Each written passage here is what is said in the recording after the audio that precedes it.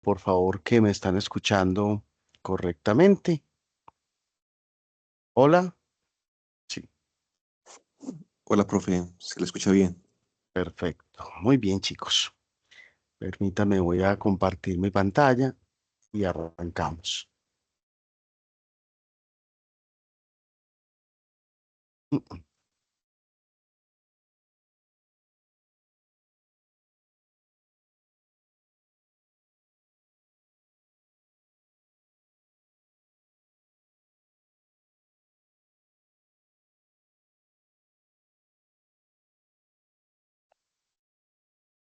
Muy bien. Entonces, confírmeme, ¿están viendo mi pantalla, cierto? Sí. Sí, profe. Sí, señor. Bueno, chicos, entonces, como habíamos dicho, hoy vamos a empezar a abordar una introducción ya más formal a lo que es la música generativa. Vamos a revisar un poco esa historia de la música generativa a lo largo del tiempo y luego vamos a empezar a generar unas experiencias simples de música generativa basadas básicamente en probabilidades. Entonces, arrancamos con esta introducción a la música generativa. Ustedes tienen esta presentación ahí en el curso de Moodle. Eh, Pareciera que cuando uno habla de música generativa en este momento de la historia solo está hablando de música con inteligencia artificial, pero el concepto es muchísimo más amplio. Aquí, en esta definición más formal, se dice que es la música creada mediante sistemas autónomos o semiautónomos, es decir, sistemas que funcionan solos, sin atención humana o con la mínima atención humana posible, que muchas veces se basan en algoritmos, en reglas predefinidas o en modelos de inteligencia artificial. Devolvámonos un poquito. Algoritmos son conjuntos ordenados de instrucciones que tienen una entrada y una salida. Cuando digo entrada y salida, puedo referirme simplemente a un conjunto de notas con las que yo quiero construir una melodía, por ejemplo, un algoritmo con reglas para construir esa melodía y procedimiento para hacerlo, y una salida que es la melodía. También existen otros que son los sistemas basados en reglas, y esos sistemas basados en reglas, pues básicamente tienen programadas las reglas, por ejemplo, de un estilo de música determinada. Y los modelos de inteligencia artificial que tienen esa condición maravillosa de que se programan a sí mismos, eh, básicamente a partir de ejemplos. Este enfoque difiere el de la composición tradicional en que el compositor diseña un sistema o proceso que genera la música en lugar de componer cada nota individualmente. Entonces, el enfoque aquí es crear al creador de la música, pero de alguna manera cuando ustedes están creando ese sistema que genera la música, ustedes están ya pensando en términos de composición, ya tienen una idea clara de lo que quieren hacer como compositores y simplemente se atraviesa allí esa mediación, como se atraviesa la misma mediación cuando ponen a un grupo a improvisar con una partitura de instrucciones o cuando ciertos compositores, por ejemplo, depositaban en sus estudiantes, eso todavía se usa mucho en el mundo del film scoring, eh, los detalles de las composiciones. De alguna manera, ahí el sistema de música generativa, pues son esos becarios que componen con los compositores.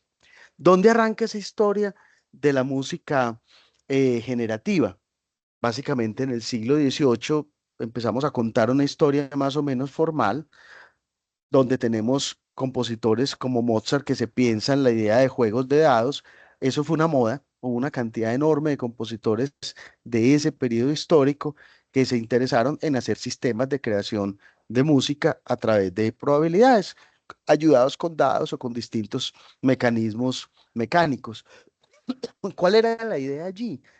El permitir que la música para los aficionados se hiciera sola, de manera que los compositores se pudieran dedicar a cosas más importantes, como generar las grandes composiciones. Donde los dados, en este juego de Mozart, determinaban una secuencia de compases que ya estaban compuestos. Es decir, los dados simplemente decían cuál era el compás que seguía.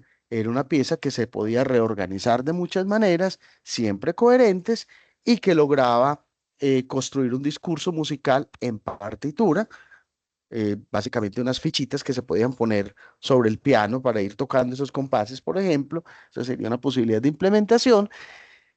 Y la idea es que los aficionados pudieran generar sus propias composiciones. Con el advenimiento de las computadoras en el siglo XX, la cosa se dispara de otra manera. Y digamos que en el siglo XX, estoy hablando de a partir de la década de los 50, cuando se empieza a hablar de sistemas basados en reglas, de sistemas expertos, y cuando se empieza a hablar con Alan Turing específicamente de inteligencia artificial. Ahora hay como un boom de la inteligencia artificial, hay una moda respecto a eso, pero ese es un discurso que se viene pensando desde los 50, ese sueño de hacer que las máquinas piensen. ¿Qué hacemos ahora con esos modelos de música generativa? Básicamente estas tres cosas. La primera es analizar corpus de música para aprender estilos y estructuras. Esos corpus de música pueden ser música representada simbólicamente, es decir, partituras digitalizadas y convertidas en un formato como Music XML o como Music Information Initiative o como MIDI o cualquier formato como Finale o lo que ustedes quieran. Y la otra posibilidad es el análisis directo de audios grabados.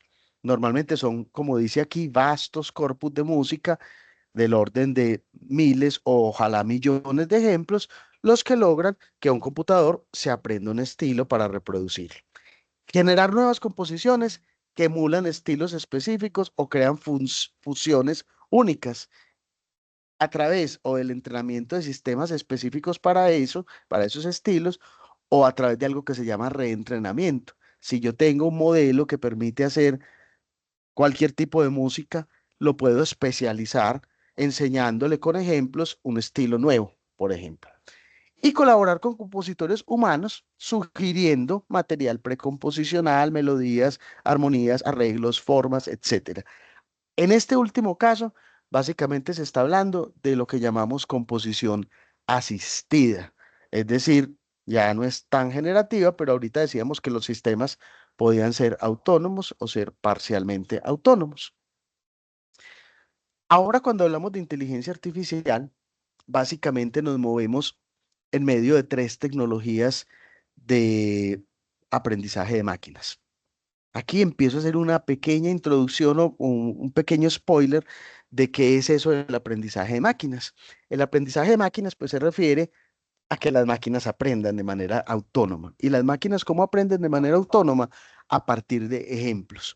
¿Y qué tiene un software de estos para ser capaz de aprender de manera autónoma? Básicamente unas estructuras inspiradas en el cerebro humano, que se llaman redes neuronales artificiales. Las redes neuronales artificiales están formadas por un algoritmo sencillo, muy simple, que se llama neurona. Las neuronas básicamente sirven para sumar, nada más que eso. Y las redes neuronales son conjuntos ordenados de miles o de millones de neuronas que básicamente se van reordenando con el entrenamiento de manera que son capaces de resolver determinado tipo de problemas. Entonces, imagínense este proceso con el ejemplo clásico. Yo quiero diseñar un sistema, no les voy a explicar que haga música como la de Beethoven, sino una cosa más sencilla, que sea capaz de diferenciar imágenes de perros y de gatos. ¿Cómo lo entreno? Pues con imágenes de perros y de gatos, miles o millones de imágenes etiquetadas. Y configuro la red neuronal diciéndole qué tipo de neuronas, cuántas quiero y qué tipo de arquitectura. Después les explico eso de la arquitectura, quiero, y le empiezo a hacer un proceso de entrenamiento, a meterle datos, perro, perro, gato, gato, perro, perro, perro, gato, gato, para que el sistema, sin yo haberle dicho nunca cómo es un perro o cómo es un gato, vaya configurando esas neuronas, vaya configurando esa red neuronal de manera que vaya aprendiendo a tratar del problema. ¿Cómo me doy cuenta de que ya sabe? Porque tengo una salida estadística del programa y tengo unos datos de validación que me permiten ponerlo a prueba y decirle, listo, ahí vamos muy bien en el proceso de entrenamiento. Dígame, ¿esto es un gato o es un perro? Y le hago una prueba estadística, por ejemplo, de 10 gatos y perros, y cuando el sistema es capaz de hacer la detección con la precisión que yo necesito, 99%, 100% nunca se llega, pero sí porcentajes muy altos. Entonces yo digo, mi sistema está entrenado para manejar perros y gatos. Pero alguien dice, no, es que yo quisiera que reconociera perros y gatos, pero además dijera esos perros y gatos de qué raza son. Y ahí sí la cosa está más exigente. Entonces, ¿qué haría? Pues reentrenar el sistema con fotos de perros y gatos de distintas especies y volver a empezar parte del proceso, pero con el aprendizaje previo metido allí. Es decir, los procesos de reentrenamiento tienen la ventaja de que son más corticos porque el sistema al menos ya sabe perfectamente cuál es perro y cuál es gato y ya se va a aprender es las razas. Les decía ahorita que les iba a explicar algo sobre la arquitectura. Las arquitecturas que en este momento más se están utilizando para generar música son una que se llama la de redes neuronales recurrentes. Después hablamos de eso y en el video de Valerio lo van a ver un poco más claro. Otro es las redes adversarias generativas. Ese es un modelo muy bonito porque son redes enemigas que compiten entre sí para alimentarse mutuamente y para generar entre ellas con esa competencia una rivalidad que hace que el entrenamiento sea más rápido. Y los transformers, que son otro modelo. También hay redes neuronales generativas especializadas con muchos tipos de arquitecturas, es decir, esto que está aquí en esta diapositiva se convierte en un mapa conceptual de miles de arquitecturas y cuando alguien decide entrenar un sistema, pues lo que básicamente hace es decidir una arquitectura, tener unos datos para entrenarlo y hacer experimentos hasta que logra los resultados que quiere. Miren que es muy distinto a que cuando un programador hacía algoritmos. Un programador quería hacer algoritmos para generar determinado tipo de música. Entonces, ¿qué hacía este programador? Se sentaba a pensar cómo funcionaba ese tipo de música, cuáles eran las reglas, cuáles eran las convenciones, cómo iba a representar la música, pero aquí la cosa es de otra manera. Se coge un corpus de datos, por ejemplo, datos de audio de millones de canciones de determinado género, se escoge una arquitectura, se hace un proceso de entrenamiento y se va depurando el proceso de entrenamiento hasta que eso funciona. ¿Y qué se tiene al final? Un modelo capaz de generar música. Y ese modelo es el corazón del software que se utiliza para generar música, que ya podría ser Suno o Udio o cualquiera de esos modelos que ustedes conocen ahora. ¿Qué tiene el modelo por dentro, el software por dentro? Un modelo. Y ese modelo fue entrenado a partir de esos datos. Muy bien. Ahora, esto básicamente se aplica en estos cuatro campos y muchos más. El primero es el de la composición asistida, el segundo es el de la música adaptativa, es decir, música con la cual uno puede interactuar transformándola. Es una cosa que se está convirtiendo en tendencia en los videojuegos, donde la música se va transformando de acuerdo con las acciones del jugador. La generación de música personalizada, es decir, música basada en preferencias o en momentos o en contextos de uso de las músicas, la exploración de nuevos estilos musicales, como a partir, por ejemplo, de la fusión. Al principio esos generadores, como por ejemplo Udio, no eran muy buenos cuando uno les decía, yo quiero algo que sea un poco lead alemán y un poco reggaetón, y se pegaban una enloquecida, pero la idea es que esa exploración de fusión de géneros ha crecido también mucho y con los nuevos modelos pues cada vez es más interesante.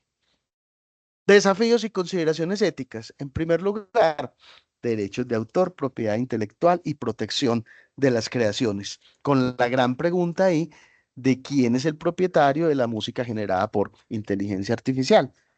Es el que entrenó el sistema, el que diseñó el sistema, el que puso la plata para entrenar y diseñar el sistema, el compositor que lo está utilizando, el mismo sistema. Es un proceso co-creativo entre todos esos actores. Si se generan regalías, ¿a quién hay que dárselas? O la pregunta más fuerte es, ¿será que se generan regalías?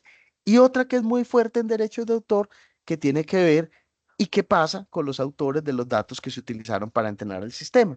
Es decir, si yo creo un sistema que me permita hacer música basada en los bailes cantados de la costa atlántica de Colombia, eh, el bullerengue y todo este tipo de cosas, el sistema aprende a hacer bullerengues y entonces como aprendió de las cantadoras y de los grupos de bullerengues, ¿será que a ellos hay que darles regalías? Seguramente sí. Y si el sistema además lo hace sonando como un grupo de bullerengue y como un grupo de cantadoras con las voces que están inspiradas en el sistema, en el estilo, ¿será que también hay que darle regalías por el uso de esas voces y de esos estilos de cantar y de esas formas y técnicas de sonar los instrumentos? Esa es una pregunta aterradora que además puede ser la que nos pare todo este sueño de la música generativa, porque aquí viene un chistecito para hacer más amable la clase, y es que los ingenieros somos los encargados de generar un mundo mejor y de imaginarnos un mundo mejor, y los abogados son los encargados de impedir que eso suceda.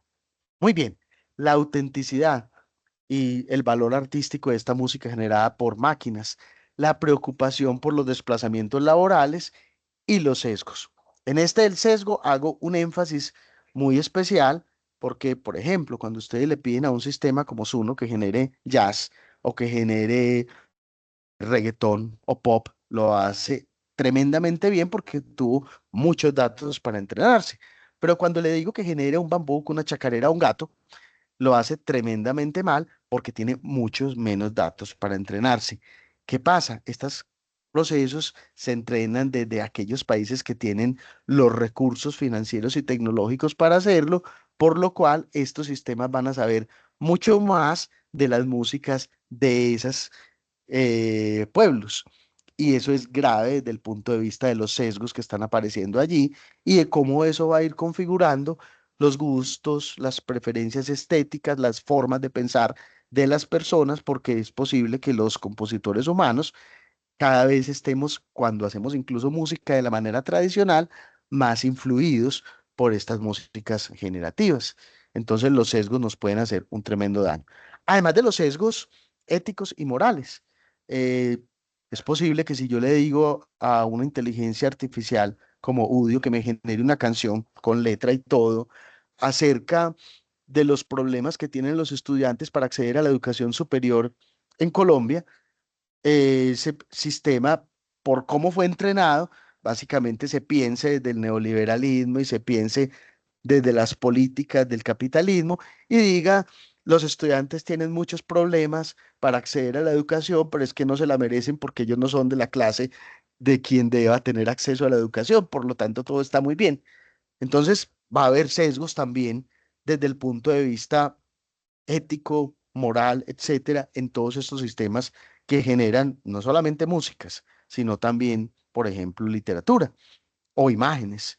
Se hizo un experimento muy interesante con estos generadores de imagen, concretamente con Dalí, y se le pidió imágenes de violencia intrafamiliar. Lo interesante es que todas las imágenes resultaron con negros afroamericanos, porque el sistema pensaba que los mayores exponentes de la violencia intrafamiliar eran los negros afroamericanos. Entonces, miren cómo ese problema de los sesgos también nos puede afectar bastante. Futuro de todo este tipo de cosas, más integración de ese software en el software de producción musical. Cada vez las herramientas como los DAW empiezan a tener herramientas de inteligencia artificial y de música generativa, modelos capaces de generar música con muchos instrumentos y muy compleja y de entregarla desmenuzada. Por ejemplo, Udio y Suno ya son capaces de entregar stems, es decir, stems es el acrónimo de Stereo Audio Mix, que son eh, la música separada por archivos individuales con cada uno de los instrumentos o con conjuntos de instrumentos. Colaboraciones más fluidas en esos procesos co-creativos entre inteligencia artificial y seres humanos y nuevas formas de interacción musical, como por ejemplo instrumentos controlados por inteligencia artificial. Aunque aquí nos estamos mucho centrando en cómo se genera la música con inteligencia artificial, también podemos pensar, por ejemplo, en la síntesis.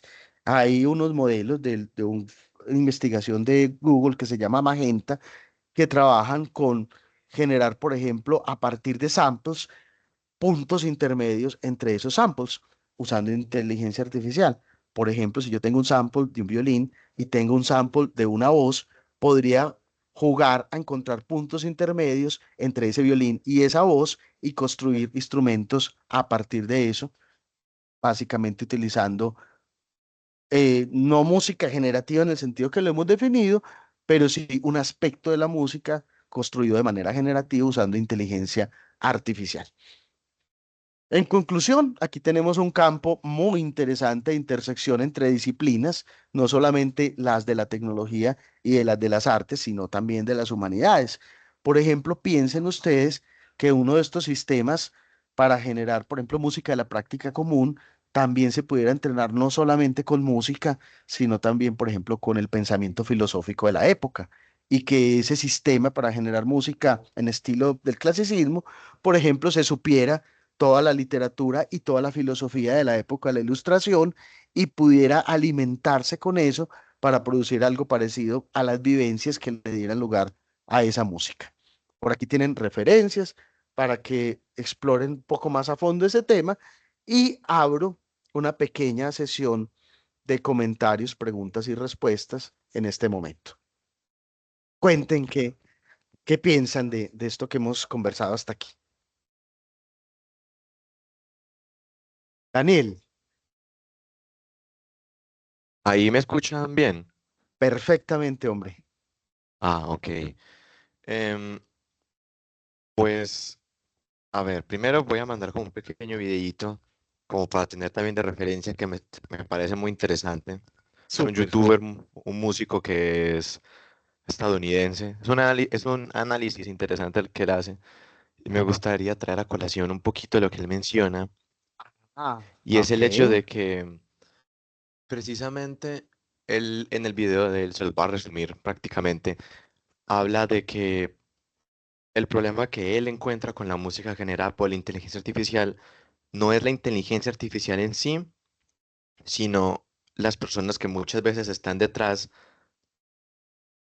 que suelen ser ingenieros, que suelen ser personas como el típico ingeniero de Silicon Valley y el típico Crypto Pro, que básicamente le dice a uno que cualquier problema de la humanidad se soluciona por medio de una aplicación. Ujú, Entonces, él dice, hay un problema precisamente al entender la música como un problema que se debe solucionar.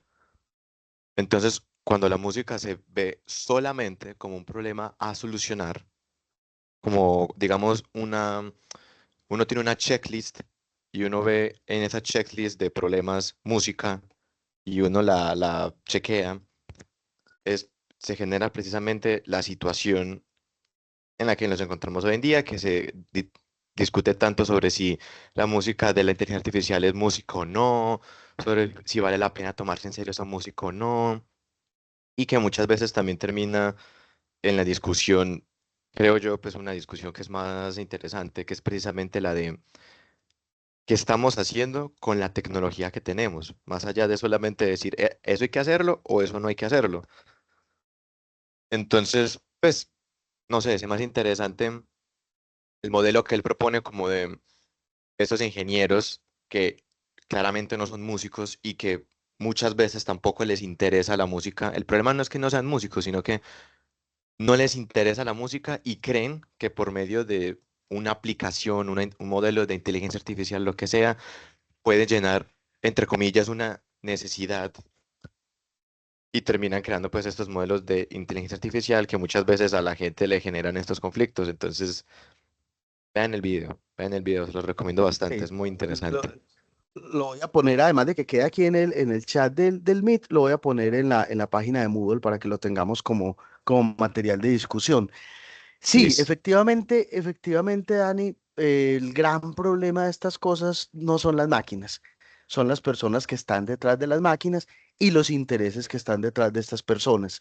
Y de alguna manera con la ingeniería digamos que hay dos grandes dificultades. La primera es que los ingenieros todo lo vemos como problemas. Yo cuando hice mi trabajo de grado precisamente sobre músicas generativas, cuando estaba preparándome como ingeniero de sistemas, me tocó sufrir mucho con la formulación de ese programa, porque la pregunta de mi asesor siempre era, pero ¿usted qué problema va a solucionar?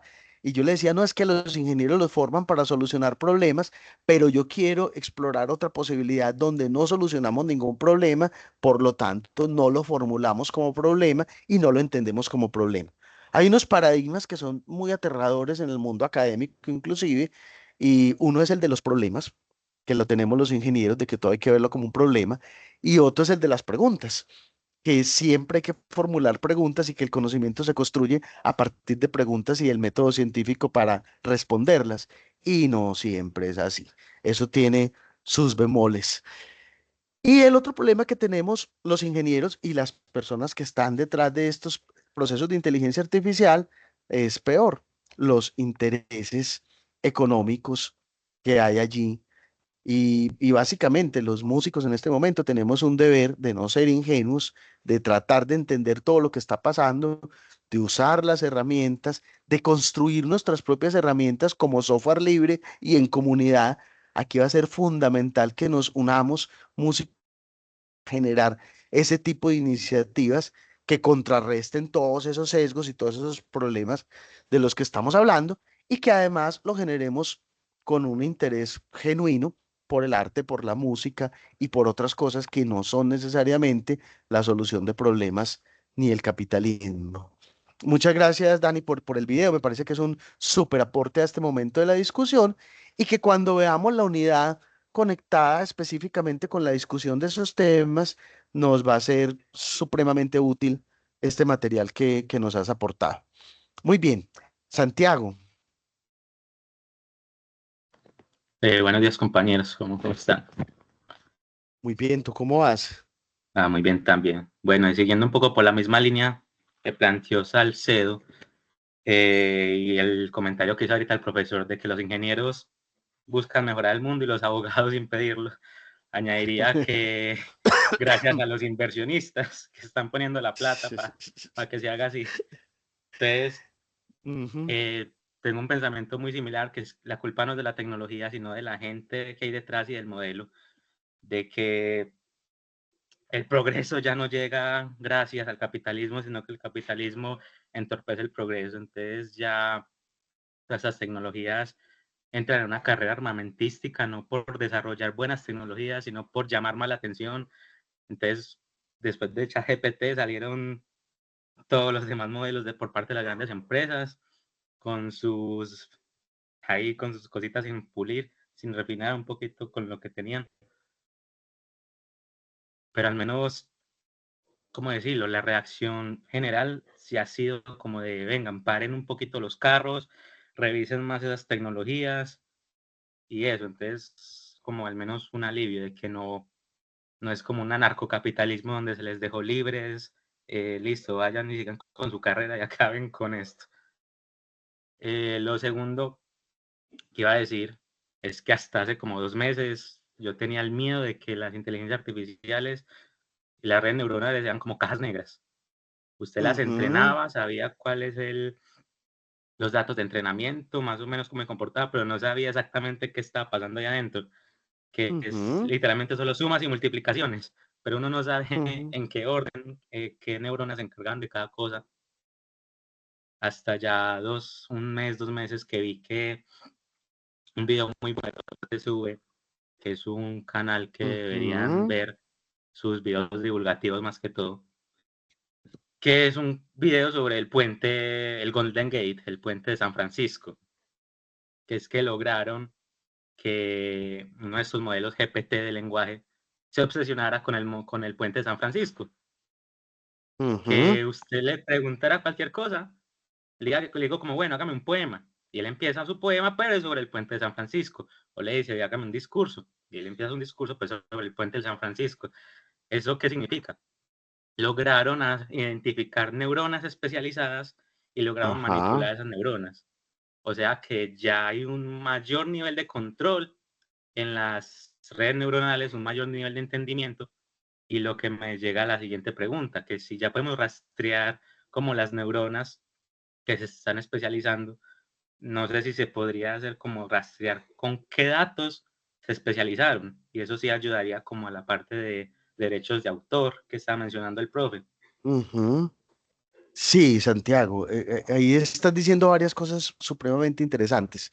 A propósito de esos inversionistas, aquí generé esta grafiquita usando uno de esos modelos que es Cloud. Y miren, por ejemplo, GPT-4, el costo de entrenamiento fue 100 millones de dólares. Cloud, el costo de entrenamiento fue alrededor de 50 millones de dólares.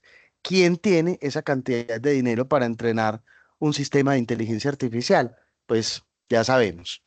Y eso pues va a estar atravesando una serie de situaciones que van a hacer que, como tú lo dices, el problema no es la tecnología, el problema son las personas. Sin embargo, ahí hay una cosa que se convierte como una especie de boomerang, y es que este sistema capitalista es el que hace posible que eso exista y es el que de alguna manera coarta los intereses que están detrás de eso.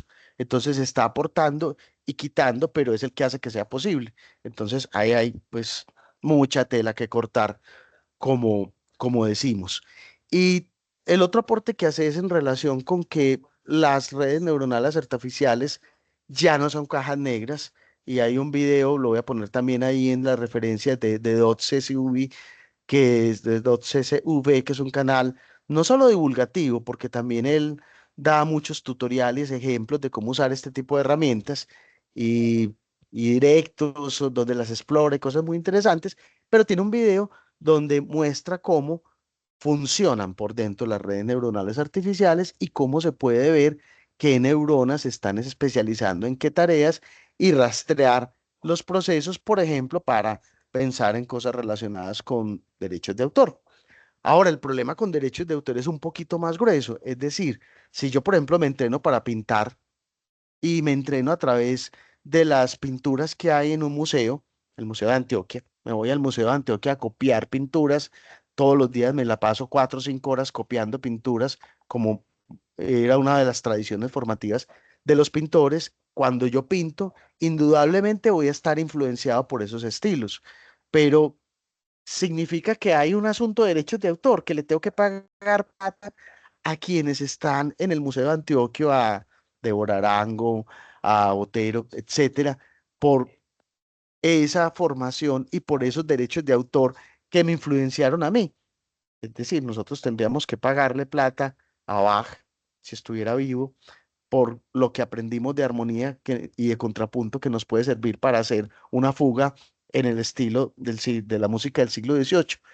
No, porque es que realmente nosotros no estamos copiando, pero sí estamos copiando. ¿Hasta qué punto? Miren que es una discusión supremamente compleja y supremamente extensa, con todas las aristas que ustedes se quieran imaginar.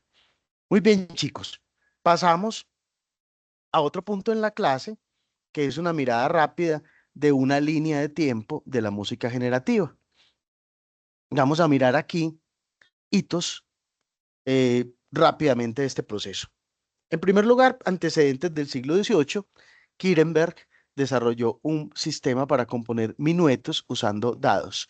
Es interesante que sea él porque recuerden que él es uno de los que está detrás de uno de los sistemas de temperamento que estaban en boga en Alemania durante la vida de Bach, y en el que probablemente, obviamente no fue el temperamento igual, pues eso lo conversamos por allá en otra práctica específica.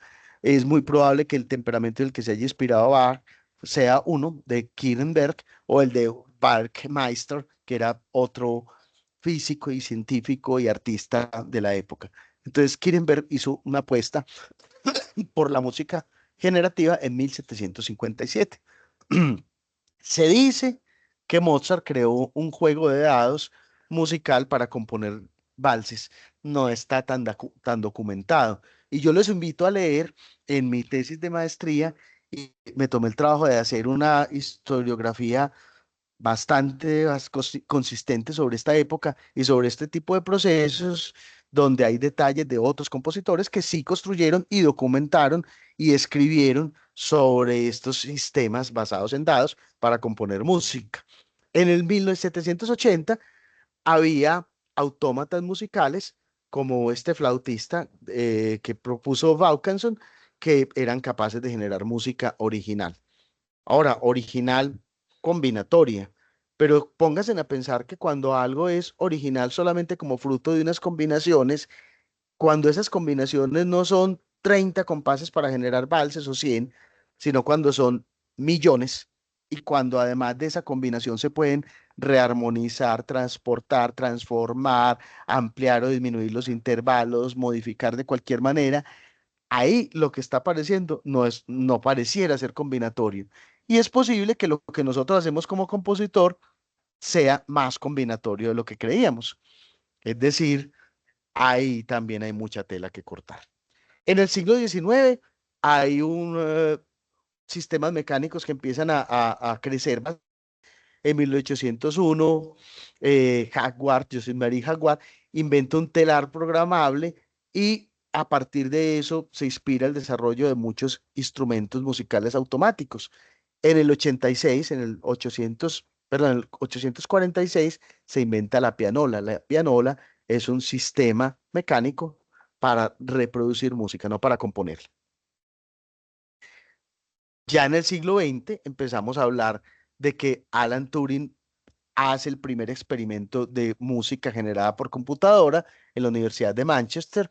Recuerden que Turing además es importante por el test de Turing, que es una estrategia que él se inventó para ver si un chat con el que se estaba conversando o alguien que estaba detrás de una cortina era una máquina o era una persona. Hoy empezamos a tener máquinas que son capaces de pasar el test de Turing. ¿Cuántos años después? 80 años después.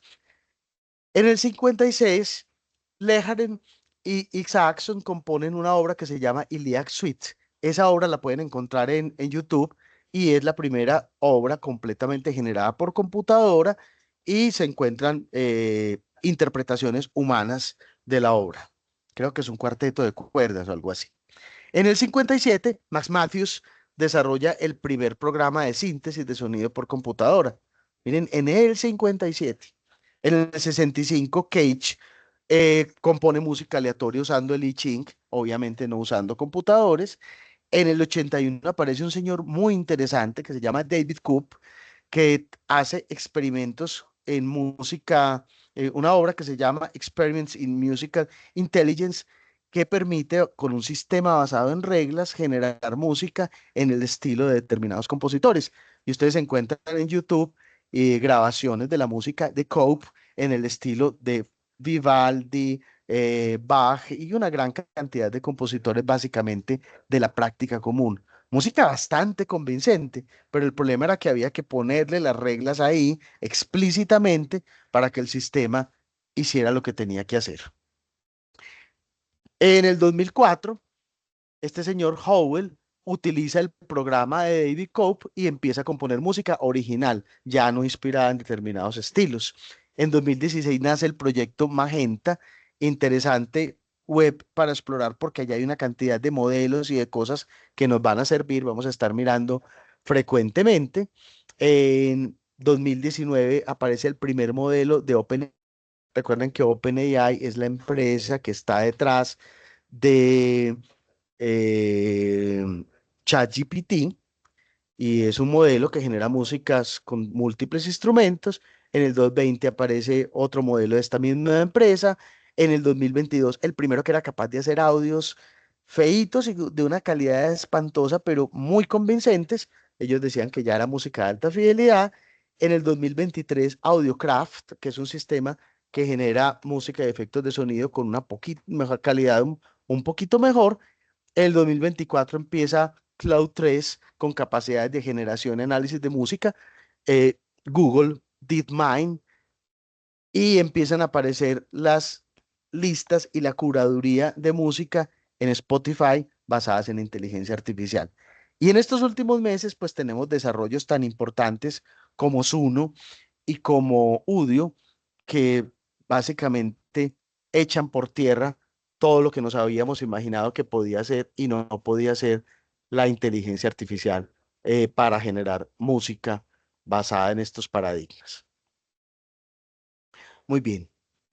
Complementando eso que tenemos aquí, les recomiendo este articulito donde están haciendo una reseña de temas de generación de música actuales que vale la pena mirar, ahí hay cosas bien interesantes y vamos a empezar a jugar un poco experimentando con sistemas basados en probabilidades y lo vamos a hacer de la mano o de Max o de Pure Data. Recuerden que Max MCP es el Pure Data de los ricos. pero básicamente son dos sistemas, dos lenguajes de programación que hacen lo mismo, aunque Max puede ser en algunas cosas básicamente más bonito, pero todo lo que se puede hacer con Max se puede hacer con Pure Data. Les recomiendo dos cosas respecto a eso. Una distribución de Pure Data que se llama Pure Data LOR, por Data, esta está en la página de Pure Data, y esta que se llama L2ORK. Es una distribución muy bonita, maravillosa, que además permite copiar y pegar cosas generadas con los sistemas conversacionales, los chats conversacionales. Miren que si yo entro, por ejemplo, a Gemini, y este es el experimento que vamos a hacer varias cosas. La primera, le voy a pedir que me genere música usando eh, la notación ABC Music. Genera una melodía simple, pero original, y preséntala en formato ABC Music.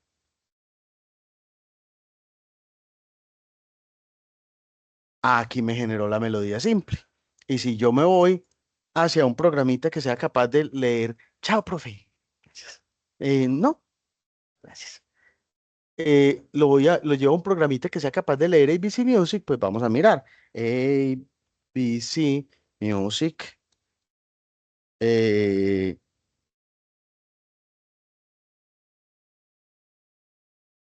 por ejemplo. Entonces voy a pegar aquí el código que me generó Gemini, y ahí tengo una melodía simple. No sabemos cómo la hizo ni qué paradigma utilizó para hacer música aleatoria. Yo le podría decir de qué extensión la quiero, cómo quiero que funcione, en qué compás quiero que esté y otras cosas más, pero aquí ya hay un principio. Por ejemplo, podría decirle un poco sobre el paradigma con el que quiero que trabaje. ¿Dónde estaba mi prompt? Estaba acá. Le voy a decir, utiliza una caminata aleatoria en dos dimensiones. La primera para las notas y la segunda para el ritmo. Vamos a ver qué hace.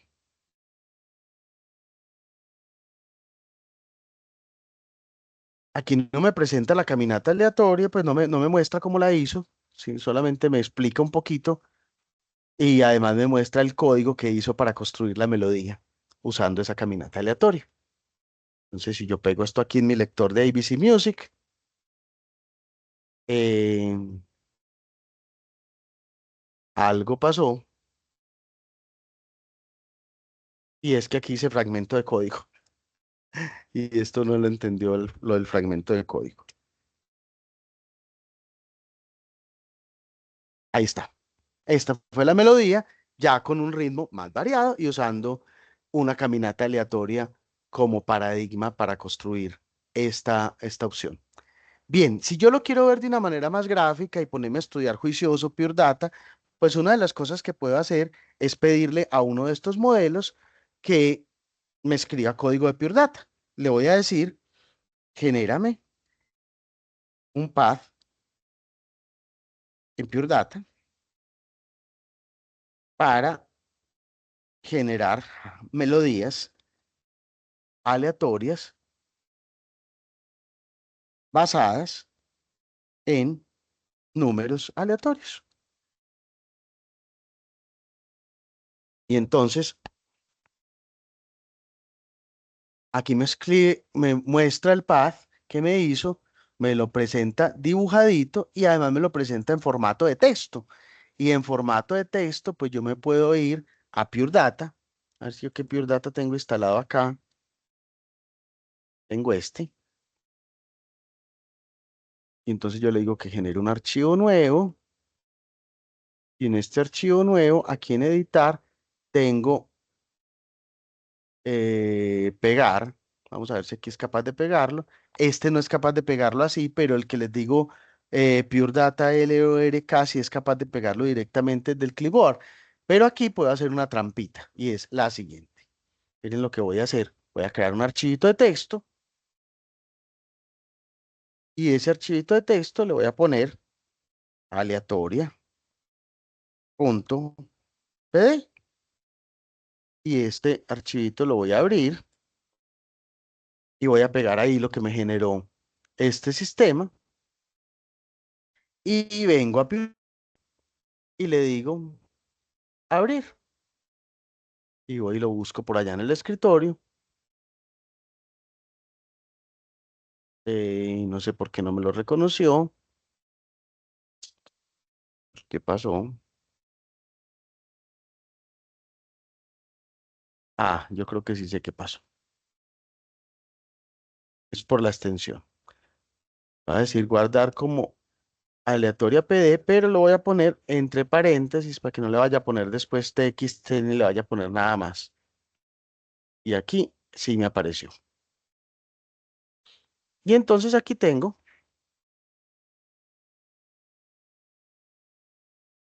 mi path de Pure Data abierto y funcionando. ¿Y qué pasó? Se me cerró. Ah, hubo un error, no encontró alguno de los objetos. Bueno, a veces estos procesos fallan. Hagamos el mismo experimento usando otra IA distinta a Gemini, que de pronto Gemini no le fue tan bien con Pure Data en esta ocasión. Cuando yo lo hice en mi casa sí le fue lo más de bien. Y Cloud le fue mejor que a todas, pero tengo un problema con Cloud. Dice que estoy castigado y no puedo generar mensajes libres hasta las 11. Voy a ver si de pronto logueándome con otra cuenta me deja. Es- no, esta no. Esta.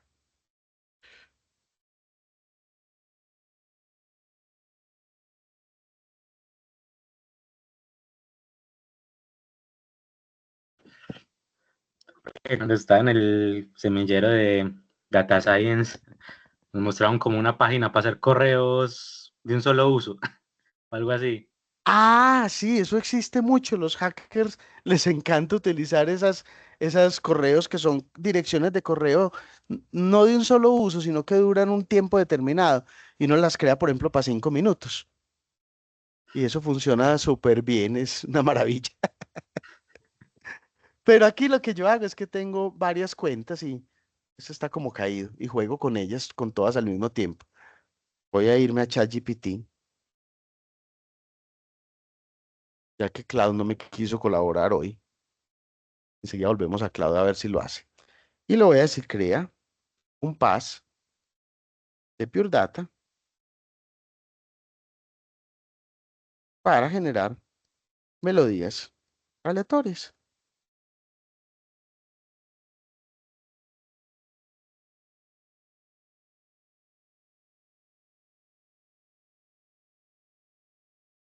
Aquí me está explicando cómo hacerlo y vamos a ver si me da el pass.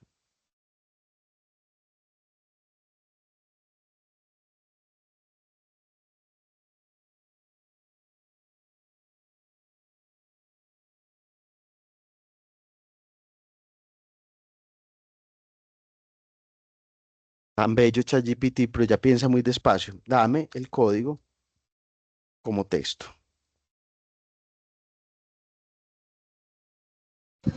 Ya Y está aquí está. viejito, ¿Qué hay? que ya está viejito el chat GPT, que ya habla todo Estamos, lentico. estamos pensando en lo mismo, vos y yo. Lo iba a decir exactamente con las mismas palabras. Miren, aquí yo puedo entonces copiar este código y en mi archivito que tenía aquí abierto de música aleatoria, lo copio y lo guardo y vengo y lo abro en Pure Data. Y Gustavo tampoco me Yepes lo... decía, dice Ujú. que rico cuando hablábamos de corrido. Ay, ay, ay. Refiriéndose a esto. Refiriéndose a cuando estaba hablando y como que en algún momento se le cortaba la idea, les decía, qué rico cuando hablábamos de corrido. Ay, pobrecito. Y es que Gustavo ya tiene muchos años. Bueno, aquí sí me quiso cargar Cloud. Vamos a probar con Cloud cómo nos va. Genérame un pad de Pure Data para hacer melodías aleatorias. Este es el más querido.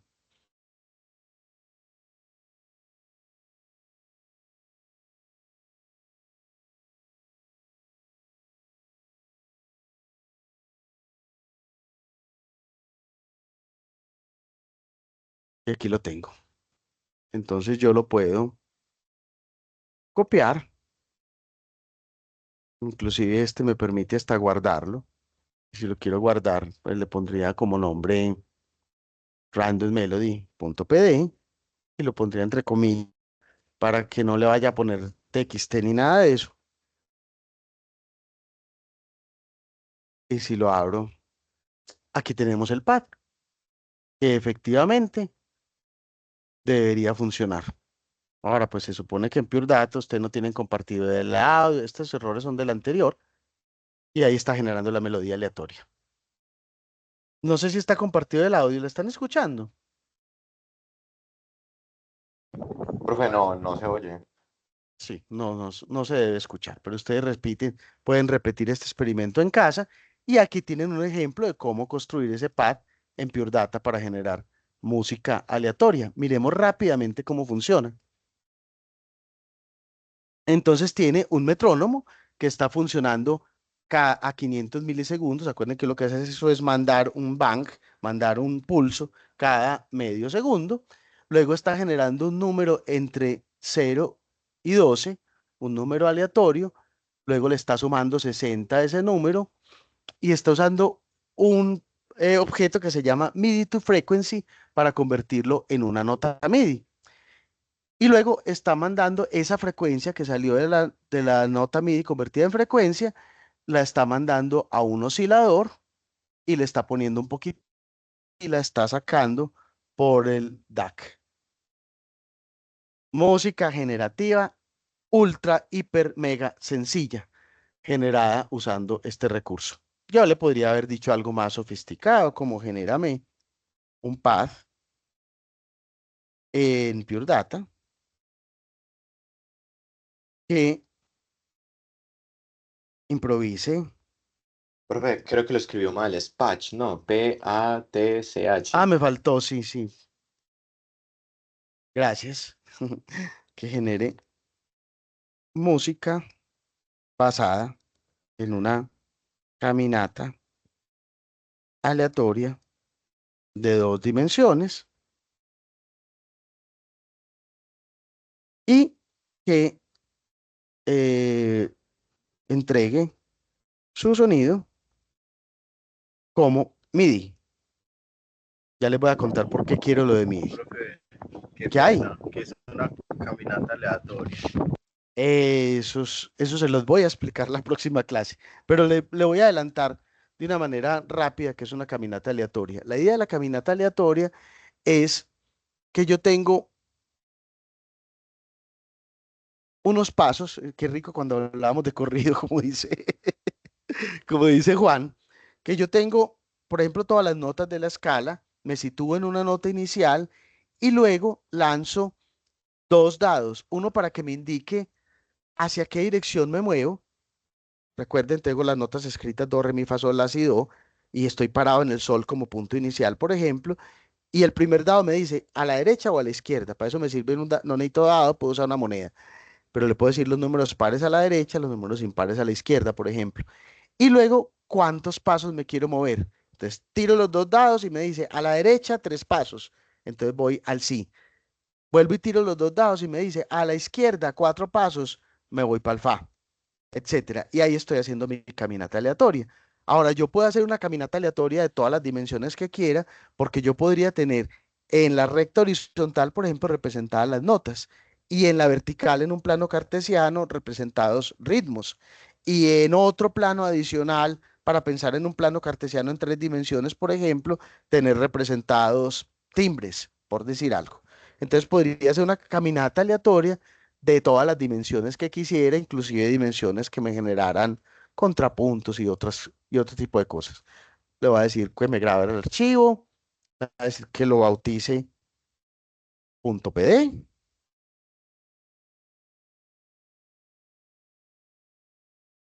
y vamos a ver si es este random walk, no sé qué.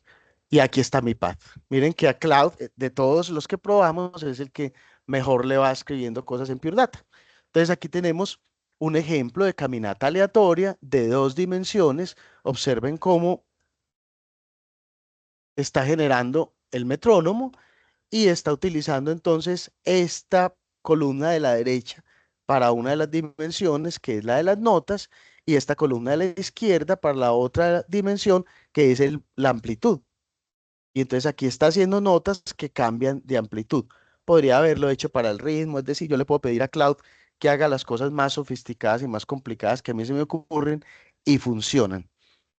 Pero lo hice para que me generara notas MIDI, ¿no? Aquí está haciendo un note out como MIDI. ¿Y por qué lo hice así? Porque les quiere presentar un recurso muy interesante. Normalmente son solo los ricos los que tienen la posibilidad de utilizar Max SD para generar cosas parecidas a las de Pure Data dentro de Ableton y poder utilizar los sintetizadores y todos los recursos que se tienen pues en Ableton.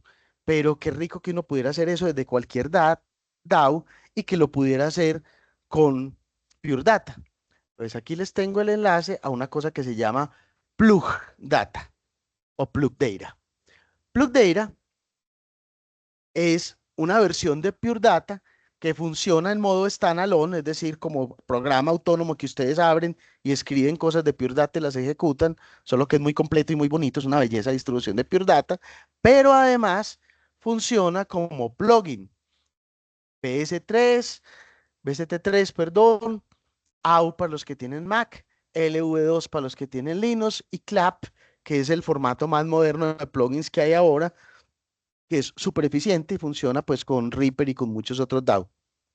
Entonces, si yo bajo Plug Data y lo tengo instalado como plugin, yo puedo insertar Plug Data como instrumento virtual o como efecto de sonido o como lo que yo quiera dentro de cualquier DAW y en ese Plug Data cargar un archivo de Pure Data y ejecutarlo. De manera que yo podría tener, por ejemplo, esta música basada en la caminata aleatoria utilizando algún super sintetizador, por ejemplo, de los de Arturia, para generar la música y hacerlo desde Pure Data.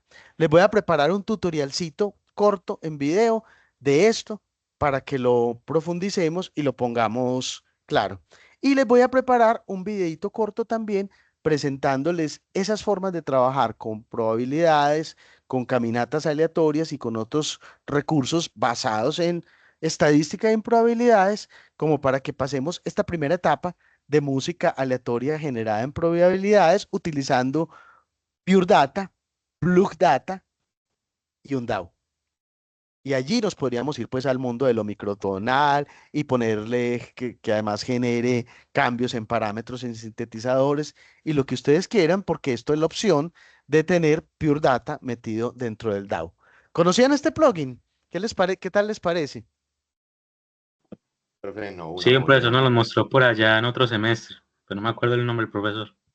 Ah, vea Yo qué no lo bueno. recuerdo, yo la verdad no lo recuerdo. Pero venga, yo quería Ha- hacerle ¿Habré dos sido yo? preguntas. No, no sé. Sí, señor. Sí, era Contame. usted, profe, ¿cómo no se acuerda? Ah, yo tampoco recuerdo Sí, mi ¿quién más nombre. sabe de estas Contame. vainas? Eso fue en práctica específica de 2 semestres, ¿no? Ah, entonces fui yo. Sí, el microtonalismo. Ah, súper. Contame las preguntas. La primera, bueno, más que una pregunta, quizás es una sugerencia y a la vez un anhelo personal, y es la de hacer algún día una práctica específica enfocada meramente en Pure Data. Pues como saliéndonos del Mm, tema de la clase, a mí me parece que sería muy interesante porque he visto que ha sido un tema hasta cierto punto ya recurrente el hablar de Pure Data y me parece que se puede profundizar mucho y pues no sé, es un programa muy potente que permite para hablar incluso más de un semestre de él, entonces eso como sugerencia. Y ya pregunta propiamente de la clase, estaba pensando si por ejemplo, el dodecafonismo o el serialismo cuenta como música generativa. Recuerdo haberle hecho la misma pregunta a Hasler el semestre pasado en esa práctica específica que vimos precisamente dodecafonismo y serialismo, y él me dijo que sí. Entonces, como, pues yo a él le creo, claramente, pero también le hago a usted la pregunta, a Eh, ver qué Hombre, me de puede decir. acuerdo, Dani, la respuesta a la primera pregunta es que sí, que yo tengo una electiva diseñada de Pure Data, que la hemos tenido inactiva varios semestres y que podríamos volverla a activar para el próximo semestre. De hecho, Y en este activen momento eso. los del programa de creación digital están viendo esa electiva. Y lo segundo es que la podemos poner a funcionar como práctica específica también, pues como para Eso seguir sería la muy bueno, sugerencia de sería ustedes. muy bueno.